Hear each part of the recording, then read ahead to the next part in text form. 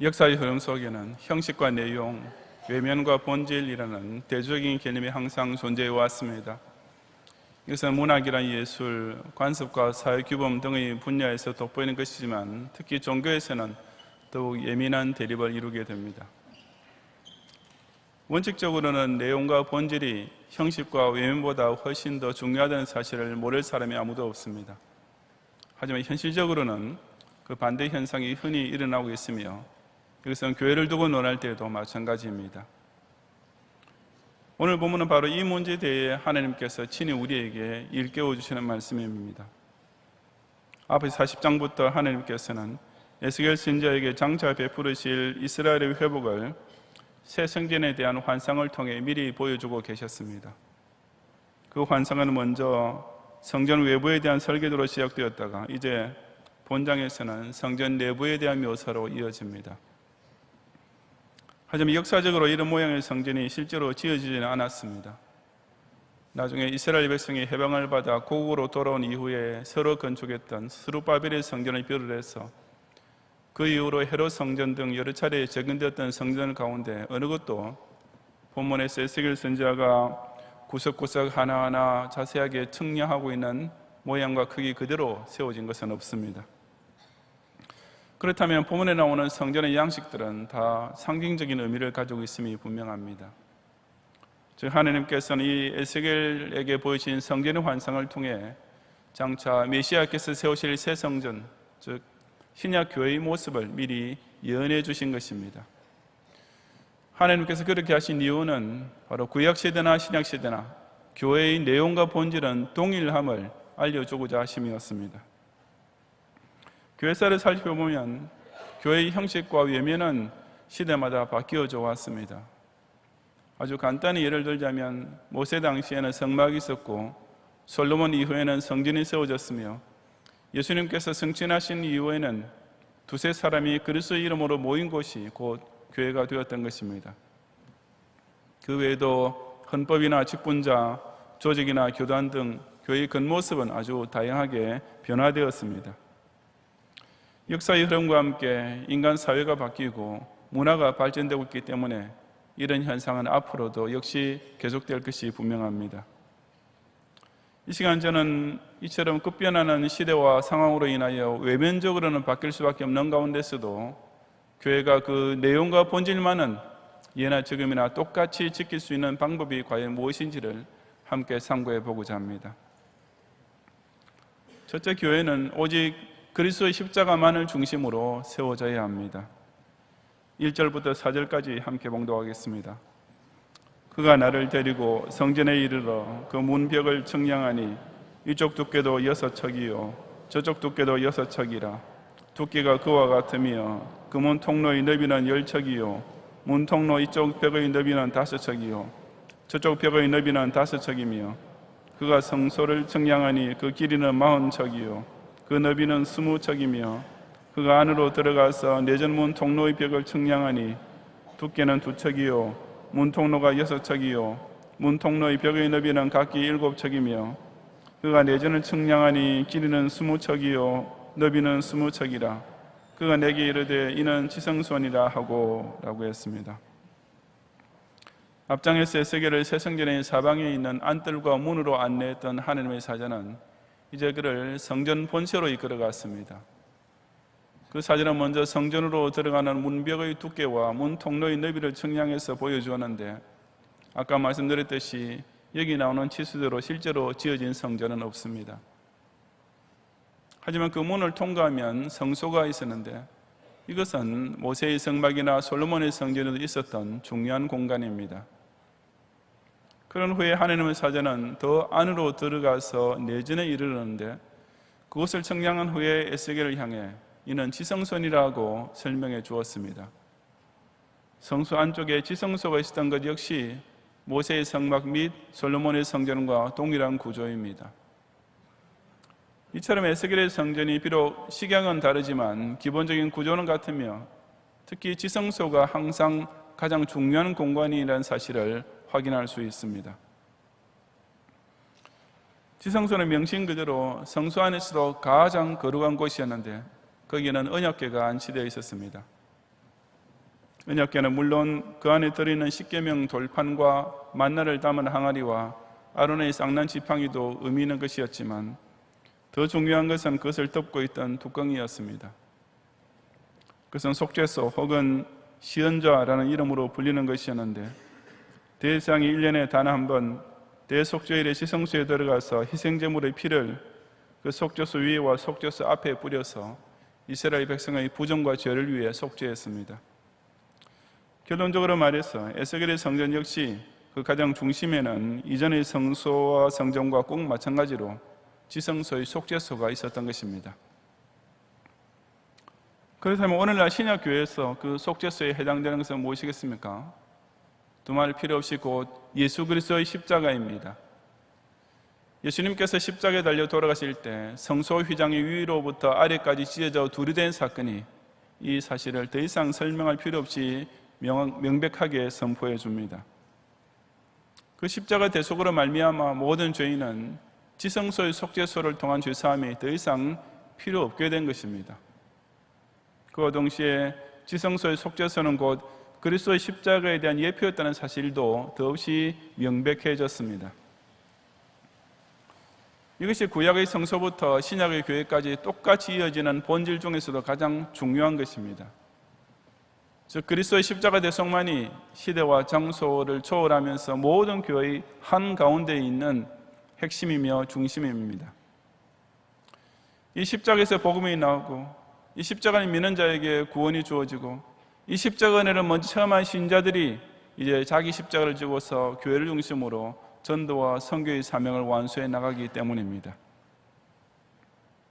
혹 여러분 중에 그렇다면 경양교회 제1성전의 강단에는 왜 십자가 걸려있지 않습니까? 라는 의문이 드는 분이 계실지 모르겠습니다.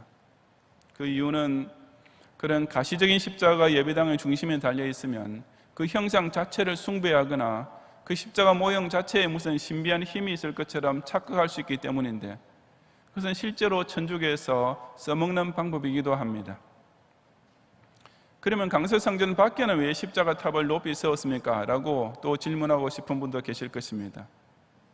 그 이유는 그것이 불신자의 눈에는 이곳이 교회라는 사실과 또한 기독교 신앙의 핵심은 예수 십자가 대속했다는 사실을 일목요연하게 보여줄 수 있기 때문입니다. 그러므로 저와 여러분은 비록 이 성전 안에는 십자가 형상에 달려있지 않다 해도 늘 각자의 심령 속에는 그리스도의 십자가를 모시고 있어야 합니다. 왜냐하면 신약시대에는 성도 한 사람 한 사람의 심령이 곧 성령의 전이며 그 성전의 한가운데는 예나 지금이나 조금도 변함없이 지성소의 속죄소가 있어야 하기 때문입니다.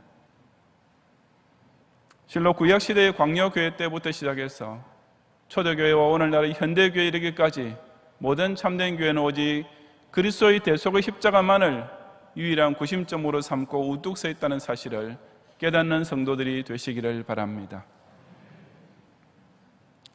둘째로 교회는 항상 당회의 관할과 치리에 따라 운영되어야 합니다. 5절부터 7절까지 함께 봉독하겠습니다. 성전의 벽을 측량하니 두께가 6척이며 성전 3면에 골방이 있는데 너비는 각기 4척이며 골방은 3층인데 골방 위에 골방이 있어 모두 30이다. 그 3면 골방이 성전 벽 밖으로 그 벽에 붙어 있는데 성전 벽 속을 뚫지는 아니하였으며 이 두루 있는 골방은 그 층이 높아질수록 넓음으로 성전에 둘린 이 골방이 높아질수록 성전에 가까워졌으나 성전의 넓이는 아래 위가 같으며 골방은 아래층에서 중층으로 위층에 올라가게 되었더라. 아멘. 여기서는 성전의 남쪽, 북쪽, 서쪽 등 3면을 돌아가면서 성전의 벽 밖으로 그 벽에 붙어서 지어진 골방들에 관한 내용이 나옵니다. 우선 5절 서두에서 성전의 벽을 측량하니 두께가 6척이며 라고 했는데 여기서의 두께란 외벽 바깥부터 내벽 안쪽까지를 가리킵니다. 그처럼 6척이 되는 외벽과 내벽 사이의 공간에 너비가 각기 4척이 되는 골방들이 지어졌는데 이것은 솔로몬의 성전에도 있었던 것으로서 제사장의 의복을 위시하여 성전에서 사용되는 기구나 귀중품들을 보관하는 창고로 활용되었습니다. 6절 상반절에 보면 그 성전의 벽은 아래층, 중층, 위층의 3층으로 구분되었는데 각 층마다 30개씩의 골방이 남쪽, 서쪽, 북쪽으로 빙 돌아가면서 지어졌습니다. 근데 이어지는 6절 하반절에 보면 그 3면 골방이 성전벽 밖으로 그 벽에 붙어 있는데 성전 벽 속을 뚫지는 아니하였으며 라고 되어 있습니다. 이 부분은 6절만 가지고서는 얼른 이해하기 좀 어렵지만 그 다음 7절에 이 두루 있는 골방은 그 층이 높아질수록 넓음으로 성전에 뚫린 이 골방이 높아질수록 성전에 가까워졌으나 성전의 넓이는 아래 위가 같으며 골방은 아래층에서 중층으로 위층에 올라가게 되었다는 말씀과 연관시켜 보면 그 뜻을 알 수 있습니다. 요약해서 설명하자면 우선 성전벽의 두께는 1층부터 3층까지 일정하게 아까 5절에 나온 대로 6척입니다. 근데 그 외벽과 내벽 사이에 만들어진 골방의 공간은 그 층이 높아질수록 넓어진다고 했습니다.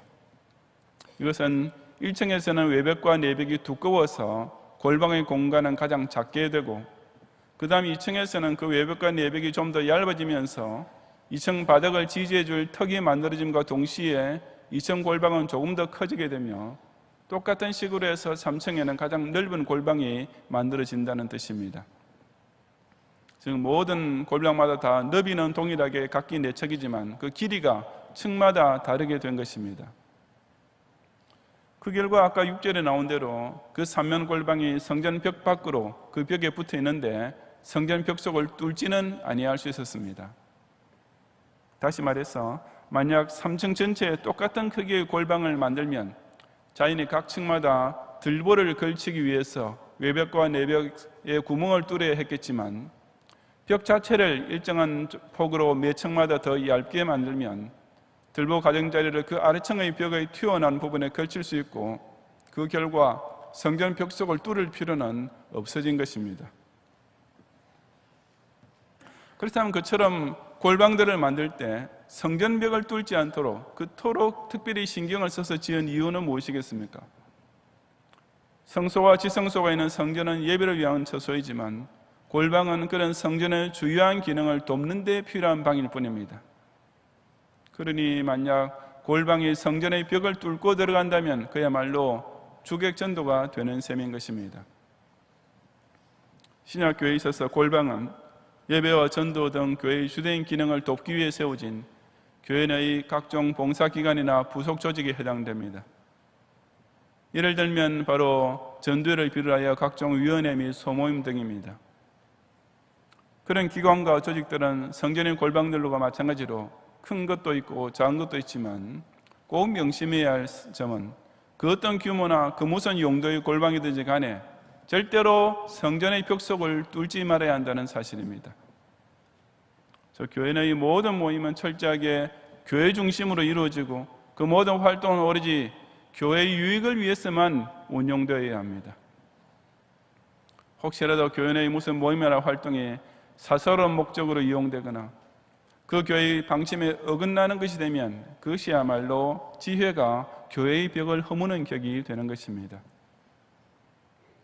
그런 까닭에 교회 내의 모든 부속기관과 조직은 철저하게 당회의 관할과 칠에 따라서 운영되어야 합니다. 왜냐하면 우리 경양교회 같은 장로교회는 신앙과 행위의 유일한 교범을 오직 성경에만 두고 있으며 당회가 바로 그 성경 중심으로 교회를 이끌어가고 있는 유일한 칠위 기관이기 때문입니다.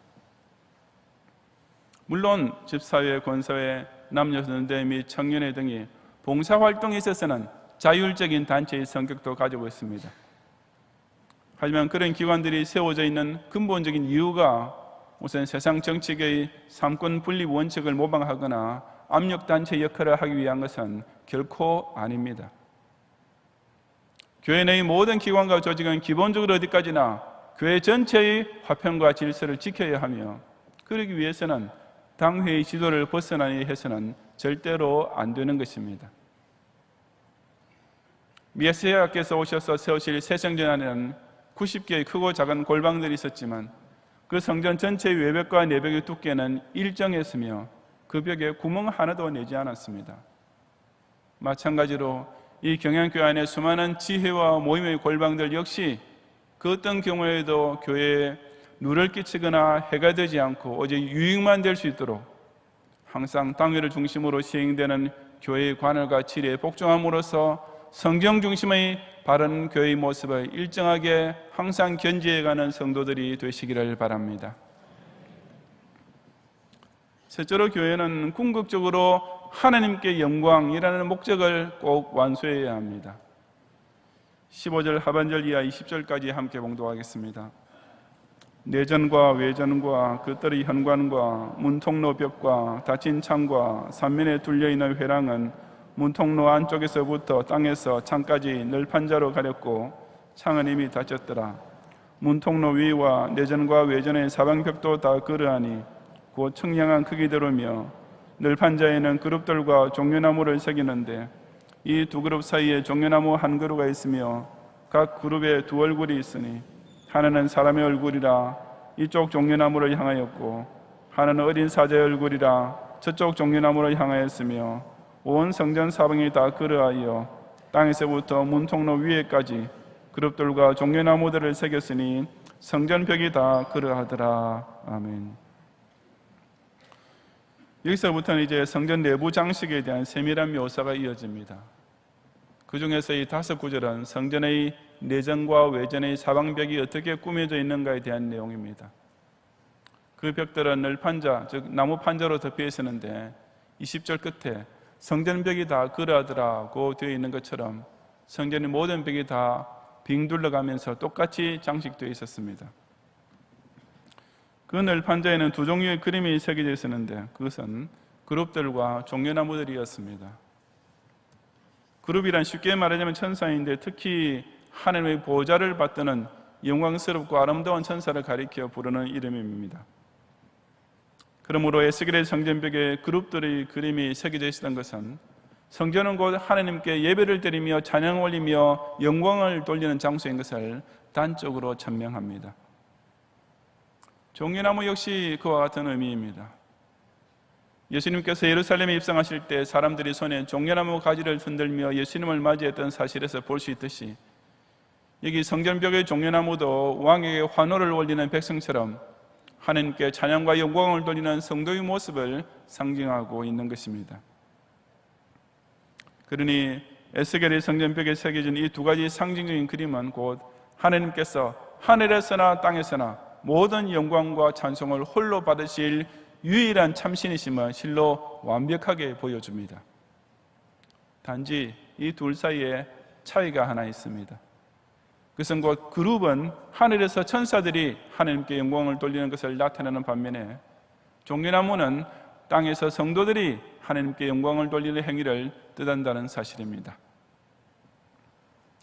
그런데 그처럼 의미 깊은 그룹들과 종려나무들을 성전 벽판에 새겨 그릴 때 약간 특이한 점이 있었습니다.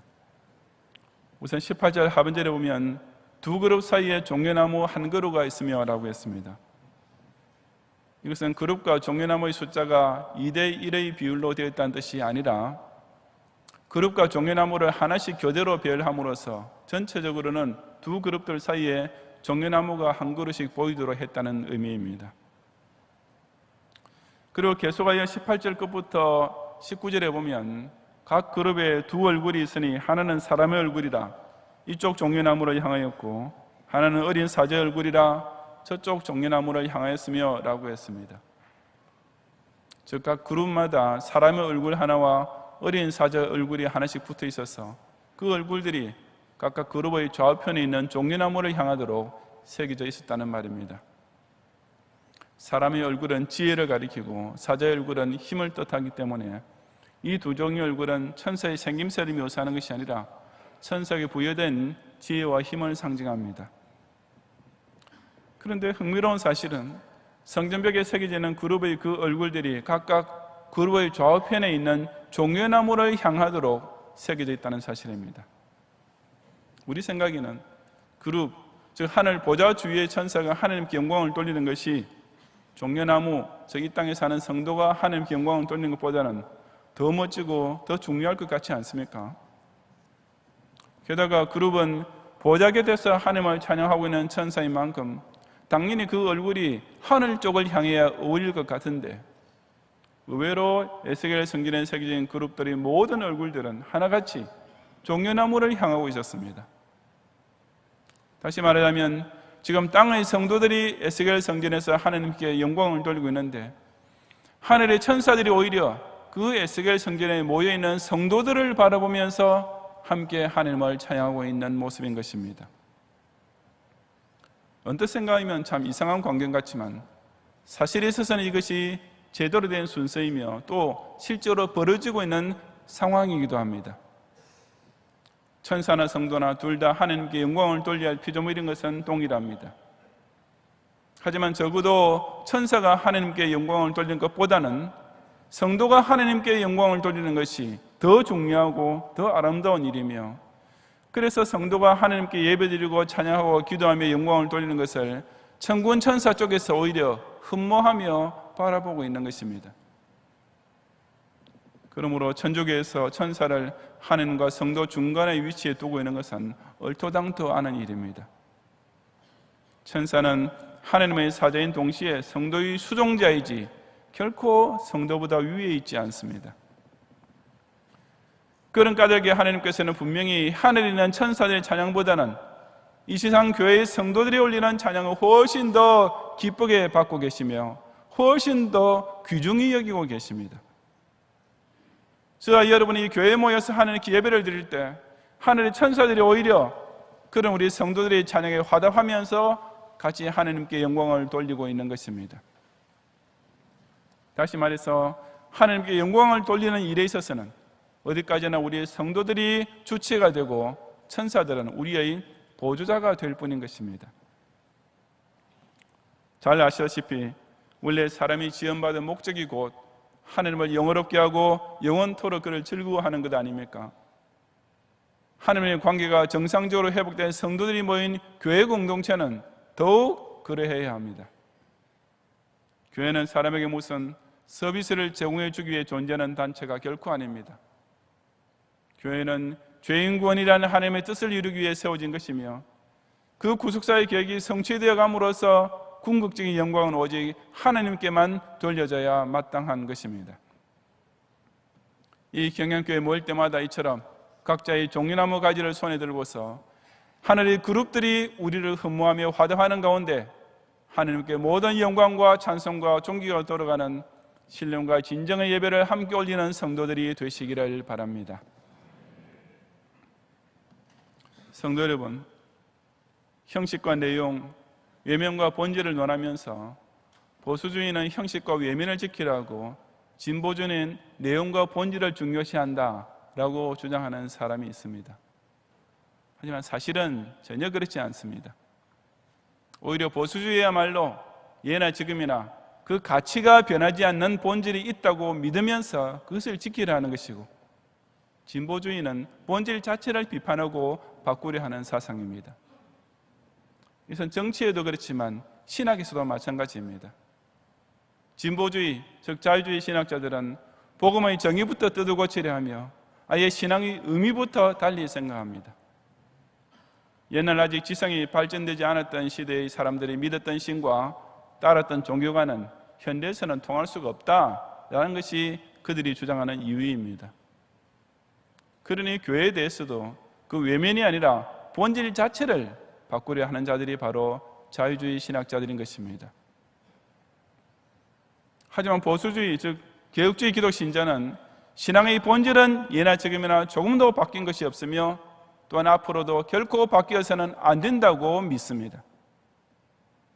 어저께나 오늘이나 영원토록 변함없으신 예수님을 따르고 영원 전부터 영원 후까지 자존하시는 여호와 하나님을 경외하는 신앙은 당연히 그래야 하지 않겠습니까? 그러니 교회 역시 비록 형식과 외형은 변화되어도 그 내용과 본질은 구약이나 신약이나 앞으로 예수님 재림하실 때까지도 전혀 달라질 수가 없습니다.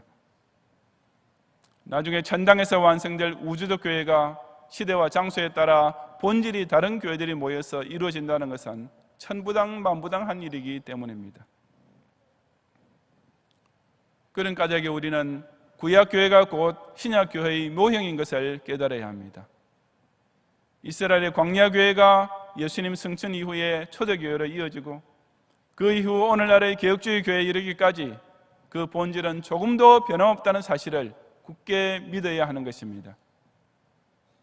오직 그리스도의 십자가만을 지성소에 모시고 모든 골방들이 항상 당회의 성경 중심의 관할과 치리를 따라 운영되며 그 결과 모든 영광을 하나님께만 돌리는 궁극적인 목적을 완수함으로써 이 경양교회를 하나님께서 에스겔 성전을 통해 명하시고 예수님께서 피로 값주고 세우신 참된 교회로 더욱 굳건히 함께 지켜가는 성도들이 되시기를 주님의 이름으로 축원합니다.